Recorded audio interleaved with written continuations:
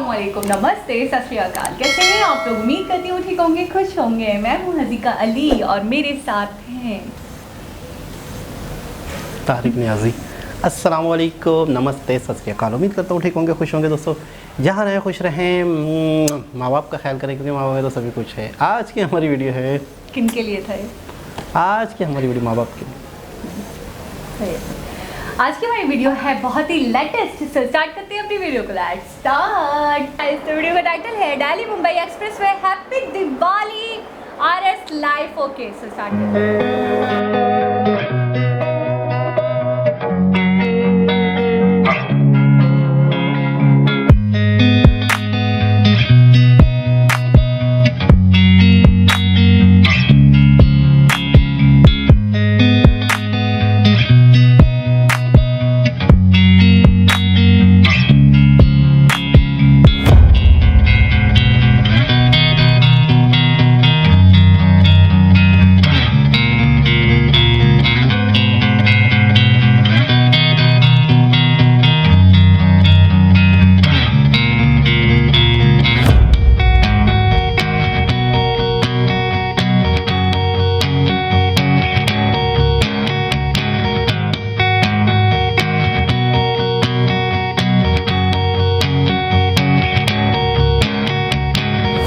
Hello everybody, I hope कि आप सब बहुत अच्छे होंगे। सबसे पहले तो आप सभी को दीपावली की ढेर सारी शुभकामनाएं। आज जैसा कि मैंने आपसे प्रॉमिस किया था, हम और आप चलने वाले हैं दिल्ली मुंबई एक्सप्रेसवे पे और उस पर ड्राइव करने वाले हैं और देखने वाले हैं कि कितना कुछ काम हुआ है अपने देश के सबसे लंबे एक्सप्रेसवे में। लेकिन उससे पहले एक बार फिर से दीपावली की ढेर सारी शुभकामनाएं। देखो, वैसे दीपावली का त्यौहार है तो भाई पटाखे वटाखे अच्छे से जलाओ, खूब मस्ती करो। और हाँ, वीडियो पसंद आए तो उसको लाइक भी जरूर कर देना और चैनल को सब्सक्राइब करना बिल्कुल मत भूलना भाई, क्योंकि हम और आप दीपावली की छुट्टियों के बाद फिर मिलने वाले हैं और फिर देखेंगे कि किस तरीके से अपने देश में काम किया जा रहा है ताकि अपने देश को और आगे बढ़ाया जा सके और इंडिया को न्यू इंडिया बनाया जा सके।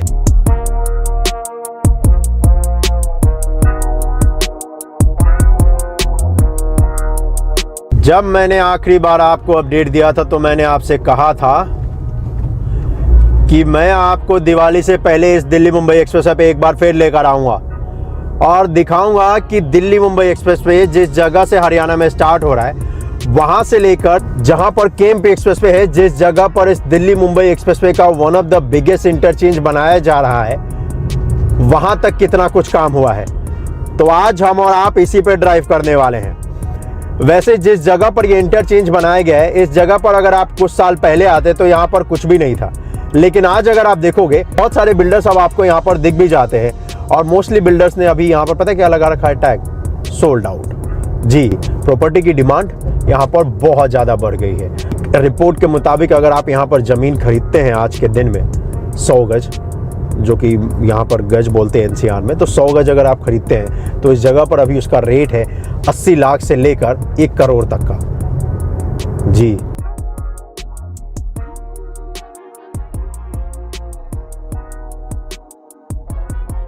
तो चलिए, स्वागत है आपका अपने देश के सबसे लंबे एक्सप्रेसवे पे, जिसे कि हम और आप कहते हैं दिल्ली मुंबई एक्सप्रेसवे।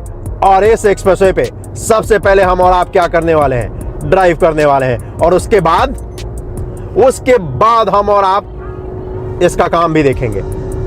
चलिए, इसी जगह से स्टार्ट हो रहा है और इसी जगह से मैंने आपको इसलिए स्टार्ट करके दिखाया है ताकि आपको पता चल सके कि आप बहुत ही आसानी से इस जगह पर कनेक्ट कर सकते हैं और आगे की तरफ जा सकते हैं। आप में से ज़्यादातर लोगों का सवाल यही है कि भाई, क्या मैं इस दिल्ली मुंबई एक्सप्रेसवे के जरिए इस वक्त पे जयपुर जा सकता हूं?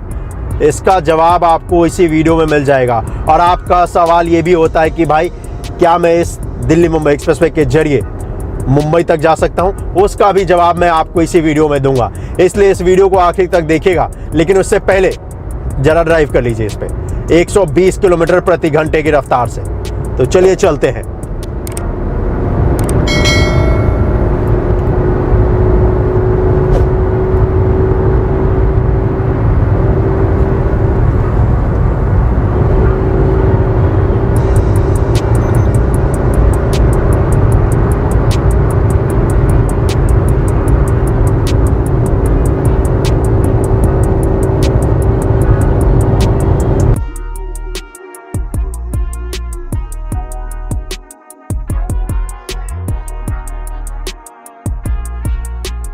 विंटर में इस जगह पर अगर आप ड्राइव करोगे इस दिल्ली मुंबई एक्सप्रेसवे पे, तो आपको कुछ ऐसा नजारा देखने को मिलेगा।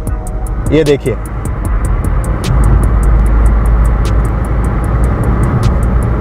है ना ये दृश्य कमाल का।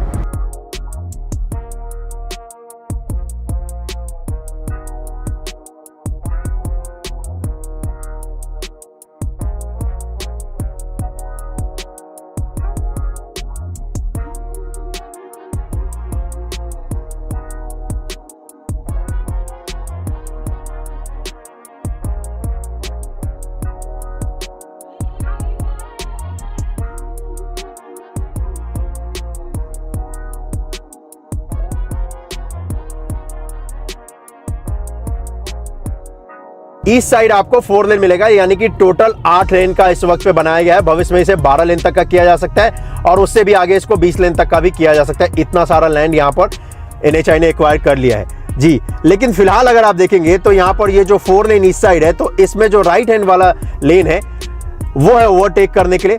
जिस लेन पे मैं ड्राइव कर रहा हूँ ये है कार्स के लिए, जिसपे स्पीड लिमिट रखा गया है 120 का। जो बसेस होंगे उनके लिए स्पीड रखा गया है 100 का, और जो कमर्शियल व्हीकल यानी कि ट्रक्स होंगे उनके लिए स्पीड लिमिट रखा गया है 80 किलोमीटर प्रति घंटे का। और ये जो साइनेज है मैं आपको इसलिए दिखा रहा हूँ क्योंकि आपको ये देखना बनता है, क्योंकि आपको पता चलेगा कि आपको एक्सप्रेसवे पे किस लेन में ड्राइव करना है। तो अगर आपके पास कार है तो आप इसी लेन पे ड्राइव कीजिएगा। जी हाँ, इस वाले लेन पे जिस पे मैं इस वक्त पे ड्राइव कर रहा हूँ। जिस तरीके से आपको कार चलाने आता है उतना ही इंपॉर्टेंट ये भी जानना है कि किस लेन में आपको ड्राइव करना है। और इसीलिए आपके भाई ने आपको ये बता दिया है कि आप जब भी इस एक्सप्रेसवे पे ड्राइव करें तो आपको अगर ड्राइव करना है तो आप इसी लेन पे ड्राइव कीजिए।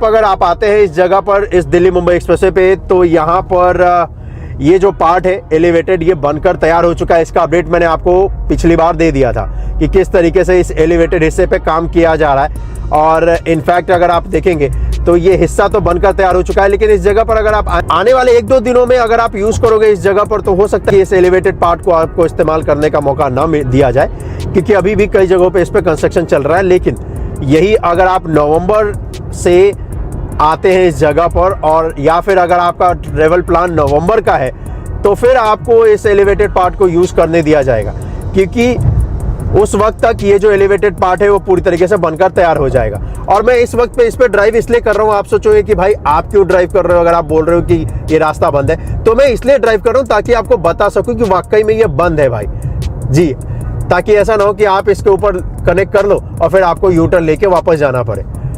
तो हो सकता है कि थोड़ा सा आपका मूड खराब हो जाए, तो इसीलिए मैंने ये कष्ट उठाया है कि आपको दिखा दूं कि ये रास्ता वाकई में बंद है। क्योंकि यहाँ पर अगर आप देखेंगे तो इस जगह पर पिछली बार जो मैंने आपको अपडेट दिया था, जो टीम थी उनको ब्लैक टॉप का काम करना था, लेकिन आज अगर आप देखेंगे तो यहाँ पर ब्लैक टॉप का काम किया जा रहा है इन मशीनों की मदद से। और इसी वजह से मैंने आपको बोला है कि आप इस एलिवेटेड पार्ट पे ना ही रखें तो ज़्यादा बेहतर है, क्योंकि अभी इस एलिवेटेड पार्ट पे कंस्ट्रक्शन का जो काम है वो किया जा रहा है। लेकिन अगर आपका ट्रेवल प्लान नवंबर 2nd वीक से है तो इस एलिवेटेड पार्ट को आप यूज कर सकते हो।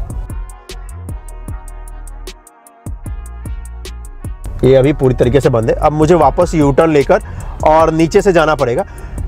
ऐसा भी नहीं है कि अगर आप आओगे तो यहाँ से आगे नहीं जा सकते, जा सकते हो आप इस एलिवेटेड पार्ट के नीचे से रख कर और फिर आगे की तरफ जा सकते हो, जैसा कि मैं अभी इस वक्त पे जाने वाला हूँ। तो इस हिस्से को मैं फास्ट फॉरवर्ड करके दिखाता हूँ, और ज़्यादा लंबा हिस्सा है नहीं है, सिर्फ 3 किलोमीटर का पार्ट है। तो इस 3 किलोमीटर पार्ट पे आपको अभी फ़िलहाल आने वाले कुछ 10-15 दिनों तक नीचे से ड्राइव करके जाना पड़ेगा। 10-15 दिनों बाद आप इस एलिवेटेड पार्ट से ड्राइव करके आगे की तरफ जा सकते हैं।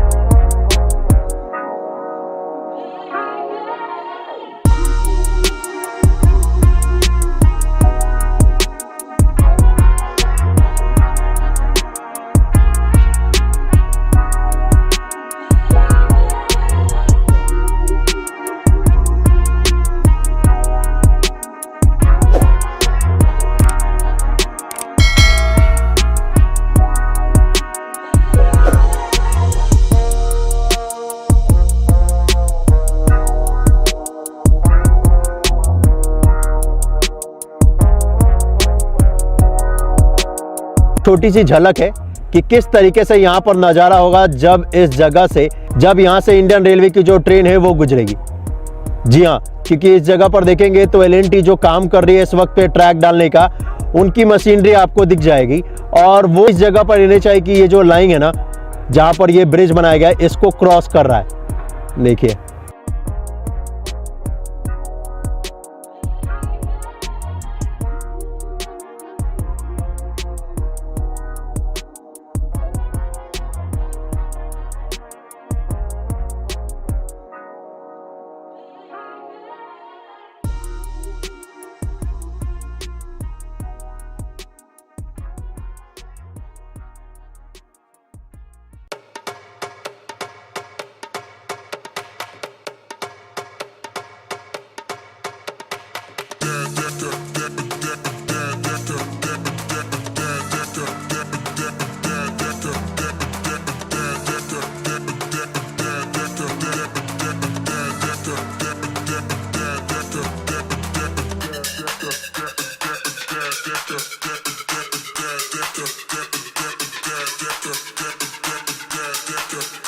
ये जगह है जहां पर बनाया गया है टोल प्लाजा, जो कि है 32 लेन का।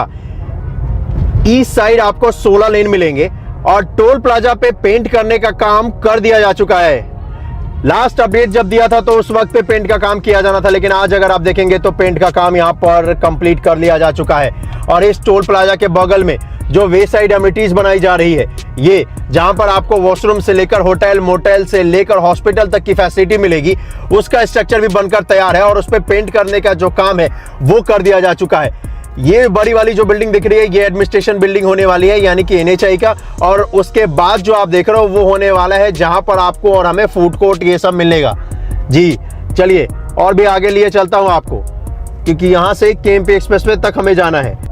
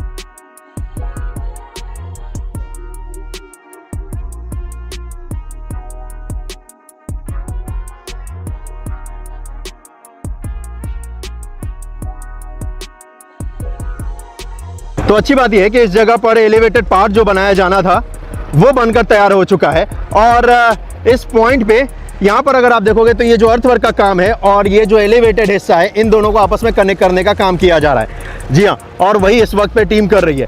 तो अगली बार जब मैं आपको अपडेट दूंगा इस दिल्ली मुंबई एक्सप्रेसवे का, तो मैं आपको जहाँ से आज वीडियो स्टार्ट किया है वहाँ से लेकर पूरा जयपुर तक लेकर चलने वाला हूँ और दिखाऊंगा कि कितना कुछ काम जयपुर तक हो चुका है, यानी कि पूरे 250 किलोमीटर हिस्से पे हो चुका है, जो कि स्टार्ट होना है इसी साल तक। जी हाँ, क्योंकि यही थोड़ा सा पार्ट है जो कि आज मैंने आपको दिखाया है जिस पे काम किया जाना है। और आज से ठीक 15 दिनों बाद जब हम और आप इस जगह पर आएंगे तब तक तो आई एम श्योर ये बनकर पूरी तरीके से तैयार हो जाएगा। और एक और अच्छी चीज़ दिखाता हूँ, एक्साइटमेंट में मैंने यहाँ पर हैंड ब्रेक लगाना भूल गया और गाड़ी देखो नीचे आ चुकी है। अभी मुझे कुछ जुगाड़ लगाना पड़ेगा, यहाँ पर ज़्यादा कुछ जुगाड़ नहीं लगाना पड़ेगा। ये सामने जो कचरा देख रहे हो ना, बस इसको थोड़ा फावड़ा से हटा दूंगा और फिर ये गाड़ी नीचे आ जाएगी। वैसे पहली बार ऐसा हुआ है कि मैं एक्साइटमेंट में हैंड ब्रेक लगाना भूल गया हूँ, लेकिन ये मेरी गलती है पूरी तरीके से। तब तक आप ड्रोन शॉट देखिए, मैं जो गाड़ी फंस गई है इसको निकालने की कोशिश करता हूँ यहाँ पर।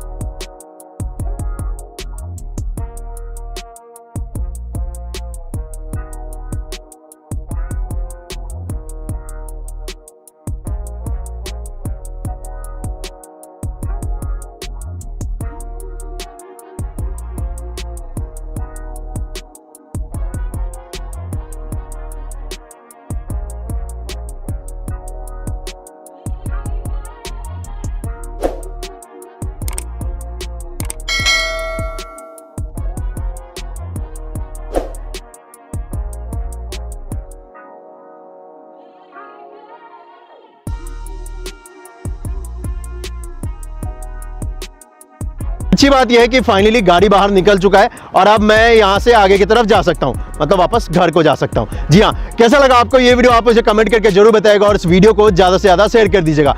मिलता हूँ आपसे अगली वीडियो में, अपना ख्याल रखिएगा। जय हिंद। और हाँ, एक बार फिर से आपको दीपावली की ढेर सारी शुभकामनाएं।